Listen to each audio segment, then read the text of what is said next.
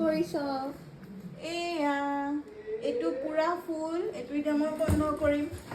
এইটো আছে ভৰাবলে, এয়া ভৰাবলে আছে। এইকেইটা আজি আহি পাইছে, এটা লৈ যাম, সোমাই গ'ল, এটা থ'ম আৰু ইয়াতে পেকিং চাই পেলাই চাগে গমেই পাইছে যে আমি ক'ৰবালৈ যাবলৈ লৈছোঁ। হয়, ঠিকে অনুমান কৰিছে। ইয়াৰ লগতে আপোনালোককো এনআইটি মিনি ব্লগলৈ স্বাগতম জনাইছোঁ। এয়া আমি আজি বাছেৰে গৈ আছোঁ আৰু মই এয়া শুই গৈ আছিলোঁ আৰু মাইনাই তাকো ৰাখি থৈছিলে আৰু মই তাকো আপোনালোকৰ লগত শ্বেয়াৰ কৰি দিলোঁ। এয়া চাওকচোন, কলীয়া ভোমোৰা বালিচৰবোৰ ইমান ধুনীয়া লাগিছিলে। আমি ফাইনেলি গৈ পাই গ'লোঁ আমাৰ ডেষ্টিনেশ্যন আৰু তুমনে আমাক বাছ ষ্টেণ্ডৰ পৰা পিক আপ কৰিলে।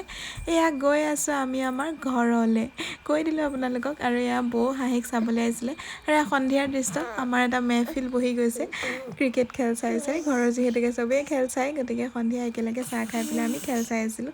মা তাৰ মাজতে উঠি গৈছে দুটা এটা কাম কৰিবলৈ।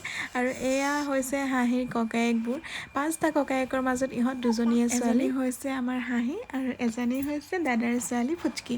আৰু এয়া চবেই যে তাইক মৰম কৰিছে, আচলতে ইহঁতবিলাকো সৰু হেঁচা মাৰি মাৰি যে মৰম কৰে, তাই ভয় খাই গৈছে কাৰণ তাই অকলে থাকে আৰু ইয়াত আহি ইমান মানুহৰ মাজত তাইতো কোনোবা সময়ত কান্দিয়ে দিয়ে, মানে থতমত খাই গৈছে আৰু কোনে কি কৰিছে বুলি এইবোৰ। আৰু এয়া ডাঙৰ বৰ্তাহঁতৰ ঘৰত বৌহঁতৰ লগত। আৰু মই ভইচ অভাৰ আজিকালি কৰিবই নোৱাৰোঁ জানেনে তাইৰ পৰা। ব্লগটো শেষ কৰি দিছোঁ দেই, বাই বাই।